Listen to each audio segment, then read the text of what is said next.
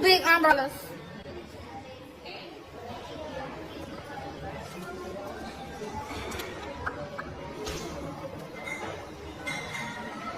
I like to put it on, baby. That part, baby.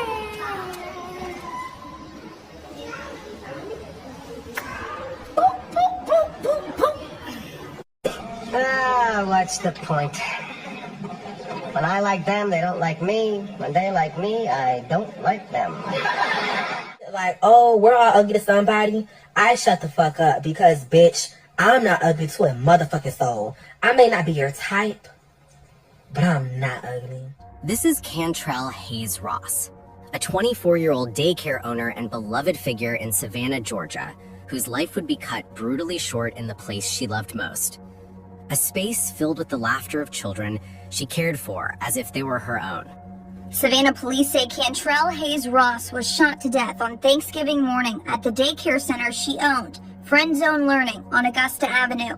SPD responded based on a ShotSpotter notification, but it was too late to save Hayes Ross from her injuries.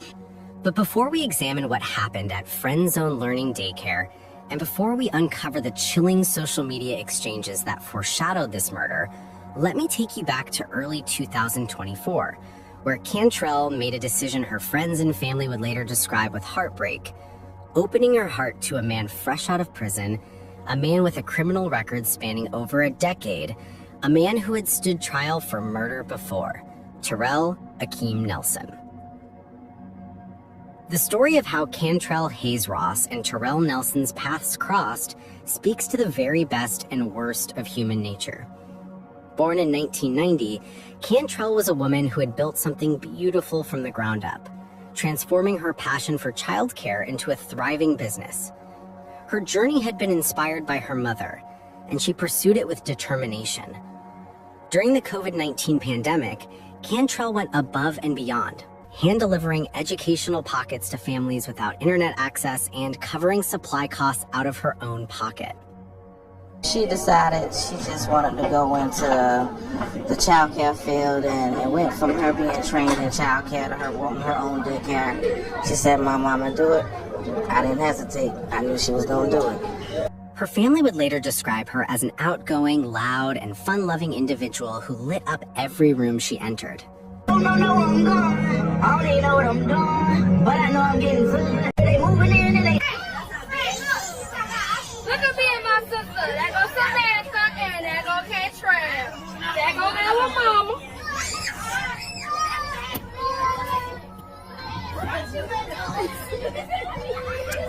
Hey man, you don't know what's going on, ain't it? You like these motherfuckers making too much noise.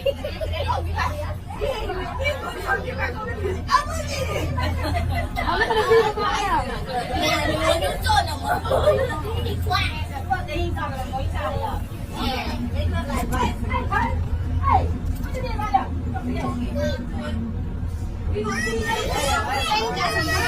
I forgot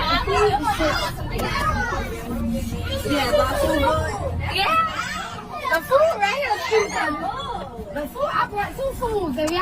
Her ex-boyfriend, Terrell Akeem Nelson, a man whose life story was full of poor decisions and violent encounters. Nelson's criminal history stretched back to 2008, when at age 13, he was arrested in McIntosh County after leading police on a high-speed chase. Authorities discovered a concealed .40 caliber handgun and ammunition in his vehicle, adding illegal firearm possession to charges including fleeing police, speeding, reckless driving, and operating a vehicle with a suspended license. This was just the beginning of what would become at least 10 separate incarcerations. But the incident that should have cemented Nelson's reputation as dangerous came in 2013, when he was accused of murdering Ahmed Kiwan Williams on 54th Street in Savannah. Along with co-defendant Jermaine Grant, Nelson faced murder charges based on eyewitness testimony from a neighbor. The trial in Chatham County Superior Court stretched across several days, with prosecutors building their case on witness testimony. Yet, in a turn of events that would foreshadow the failures of the justice system to protect Cantrell Hayes Ross over a decade later, A jury of 9 women and 3 men acquitted both Nelson and his co-defendant on all counts in April 2014. The acquittal came after the defense successfully challenged the credibility of prosecution witnesses, raising questions about the reliability of eyewitness testimony and creating enough reasonable doubt to secure Nelson's freedom. Whether justice was truly served in that courtroom remains a matter of debate, but what is beyond question is that Nelson walked free, his record technically clear of murder, but his reputation in the community irreparably tarnished by the accusation alone. Freedom, however, did not lead to reform. Nelson's troubles continued unabated, culminating in a 2018 conviction for more charges, including party to armed robbery, probation violation, possession of a firearm during the commission of a crime, assault, and once again, possession of a firearm by a convicted felon. The sentence that followed, 3 years behind bars, should have been a wake-up call. Instead, when Nelson was released on parole in 2021, he carried with him not rehabilitation, but the same patterns of behavior that had defined his adult life thus far. When Cantrell and Nelson began dating in early 2024, those closest to her raised alarms. Friends who knew Nelson's history, who had seen his disconnected demeanor, and recognized his lack of emotional investment in anything beyond himself, warned her that this was a relationship destined for disaster. But Cantrell, true to her nature, saw something in Nelson that others could not or would not see. She became his lifeline, providing not just emotional support, but financial assistance, arranging job training opportunities and helping him reconnect with his children from previous relationships. But by the summer of 2024, Cantrell was posting on social media about feeling drained and used, writing poignantly about how she had poured out her cup for someone who gave nothing in return. As Cantrell began to pull away, to reclaim her independence and establish boundaries that she should have set from the very beginning, Nelson's response revealed the true nature of the man behind the facade. Public harassment on social media became his weapon of choice, with Nelson demanding that Cantrell delete their shared photographs from her accounts, hurling insults at her appearance, calling her ugly, and making it clear that whatever affection he had once claimed to feel had curdled into something dark and dangerous. Cantrell, displaying a strength and self-respect that would characterize her final months, refused to comply with his demands. But for Nelson, a man whose history suggested a deep-seated inability to accept consequences or take responsibility for his actions, Cantrell's refusal to bend to his will became an affront that he simply could not tolerate. The night of November 27, 2024, should have been a time of preparation for Cantrell Hayes Ross. Thanksgiving morning was approaching, and she had invited a friend to join her at Friend Zone Learning to help with food preparation. The daycare center, normally filled with children's laughter, was quiet that evening. The bright colors on the walls, the butterflies and flowers she had carefully chosen, bore silent witness to the tragedy that would forever stain the space dedicated to nurturing children. The confrontation began when Nelson arrived unannounced at the daycare, his SUV blocking Cantrell's vehicle. Witnesses present that night would later provide chilling accounts. An argument erupted between Nelson and Hayes Ross, and Nelson told Cantrell that they would be parting ways. As the argument escalated, Cantrell and her friend moved outside, perhaps parting ways. As the argument escalated, Cantrell and her friend moved outside, perhaps seeking to de-escalate. But Nelson followed, and what happened next transformed a domestic dispute into homicide. Nelson drew a firearm and opened fire, unleashing a barrage of bullets that would leave Cantrell Hayes Ross mortally wounded. Witnesses reported hearing 4 to 5 distinct gunshots piercing the night, striking her multiple times in the back and torso. And she managed to run a short distance before collapsing, her final moments marked by the desperate cry that would haunt those who heard it forever. "He shot me." The Savannah Police Department's response came through the ShotSpotter system. By the time officers arrived at Friend Zone Learning, there was nothing they could do to save Cantrell Hayes Ross. She was pronounced dead on the scene. Investigators recovered 14.40 caliber shell casings from the scene, 4 inside the daycare and 9 outside. Additionally, 12 bullet fragments were collected, all determined to have come from the same weapon. The autopsy that was subsequently performed confirmed what the scene had already made clear. Cantrell Hayes Ross had died as the result of homicide, her death caused by multiple gunshot wounds that had torn through her body and ended a life that had touched so many in the Savannah community. While police worked the crime scene, documenting evidence and piecing together what happened, Terrell Nelson was fleeing the area in a rented SUV. Investigators had hoped to track Nelson's movements through the city's flock camera system, but the system failed to capture his vehicle. The response from the community was swift and overwhelming, with shares and comments flooding social media platforms as Savannah residents expressed their outrage and their determination to help bring Nelson to justice. On December 1st, 2024, just days after the shooting, Terrell Nelson walked into the Savannah Police Department of his own volition. His stated purpose for this visit was to clear his name of any involvement in Cantrell's murder. In statements to detectives, Nelson claimed that he had only had a brief encounter with Hayes Ross earlier that day. The story fell apart almost immediately under the weight of witness testimony and physical evidence. Police arrested Nelson immediately. The initial charges brought against him included murder, aggravated assault, and parole violation.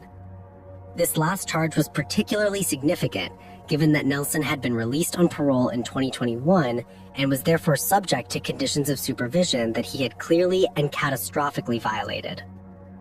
Over the weekend following Cantrell's death, her family organized a candlelight vigil and balloon release to honor her memory and to begin the painful process of saying goodbye to a woman whose life had been defined by giving to others. The gathering was a testament to the impact Cantrell had made during her 34 years on Earth. Mourners shared stories of her kindness, her infectious personality, her unwavering commitment to the children in her care. She was an outgoing person. She was real live, always the fun of the bunch. And she just was a great person all over. There wasn't nothing she wouldn't do. The transition of Terrell Nelson's case from arrest to prosecution would follow the deliberate pace of the American criminal justice system. On February 4th, 2025, Nelson appeared via video link for a probable cause hearing before Judge Joe Huffman, a procedural step to advance the case to the Superior Court. The grand jury indictment represented a significant escalation. He was formally indicted on 1 count of malice murder, 2 counts of felony murder, 1 count of aggravated assault, and 2 counts of possession of a firearm by a convicted felon. The bond hearing on March 4th, 2025, would prove to be a formality. The court denied bail to Nelson, citing risks of flight, community danger, potential for additional felonies, and witness intimidation. On May 15th, 2025, Nelson appeared for his arraignment. He waived formal reading of the indictment and entered a plea of not guilty to all charges. He explicitly requested a jury trial, invoking his Sixth Amendment rights. Members of Hayes Ross's family attended the arraignment, and in statements to media both in and around the courthouse, and in the weeks and months that followed, they continued to express their profound grief and their unwavering demand for accountability. They're urging the district attorney not to make any plea deals with Nelson, saying the punishment needs to fit the crime. The evidence prosecutors would present at trial appeared substantial. Witness statements would place Nelson at the scene and describe the argument, including his statement that they would be parting ways. The ballistics evidence, 14 shell casings and 12 bullet fragments from this weapon, would establish a sustained attack. Digital records would document the relationship's deterioration, Nelson's harassment, and Cantrell's attempts to establish boundaries. The autopsy report would provide forensic evidence, and shot spotter data would establish the timeline. Against this mountain of evidence, Nelson's defense team would face a daunting challenge. While defense strategies in such cases are rarely disclosed in detail prior to trial, common approaches might include challenging the credibility of witnesses, questioning the chain of custody for physical evidence, or attempting to introduce alternative theories about what occurred that night. Given Nelson's previous acquittal on murder charges back in 2014, his attorneys might draw confidence from the fact that he had successfully defended against a homicide charge before, though the circumstances and evidence in that case appear to have been substantially different from those in the Hayes Ross murder. As the months passed following the May arraignment, an eerie silence descended over the case. Searches of local media outlets, including WTOC, WSAV, WJCL, and the Savannah Morning News, revealed no updates on trial scheduling, no reports of plea negotiations, no indication of when Nelson would face a jury for his alleged crimes. This absence of information is unusual in the Georgia criminal justice system. Homicide cases can take 1 to 2 years or longer from indictment to trial. Pre-trial phases involve extensive discovery, expert consultations, potential motions, and scheduling challenges. Court backlogs exacerbated by COVID-19 add further time. The silence might also suggest pre-trial negotiations occurring behind closed doors, discussions between prosecutors and defense attorneys about the possibility of a plea agreement that could resolve the case without the time, expense, and uncertainty of a trial. However, given the family's vocal and consistent opposition to any plea deal, and given the strength of the evidence that appears to be available to prosecutors, it seems unlikely that the state would be willing to offer terms that Nelson's defense team would find acceptable or that would satisfy the demands for justice from Hayes Ross's loved ones. As of November 20th, 2025, nearly 1 full year after Kentrell Hayes Ross was murdered on Thanksgiving evening, Terrell Nelson remains incarcerated, awaiting a trial that has not yet been scheduled, or at least not publicly announced. The case appears to remain in the pre-trial phase, likely involving ongoing discovery, expert analysis, and the various procedural steps that precede jury selection. If a plea agreement has been reached or charges have been dismissed, outcomes that seem unlikely given the circumstances, but cannot be entirely ruled out, such developments have not yet been reported in accessible public sources.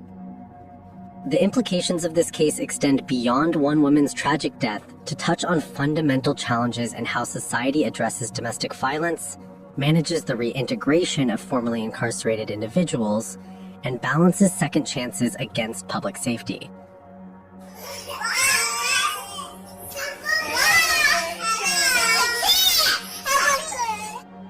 That man got my back.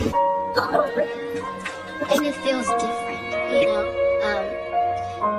That man, he's always there for me. Like, it's crazy. It's not even a moment where he won't pause to, like, make sure I'm good, you know? Or it can be creative, you know? I don't know where I'm going. I don't even know what I'm doing, but I know I'm getting good. Cause they moving in and they... What do you think? Do you think he will finally be put behind bars without a plea deal? Let me know in the comments.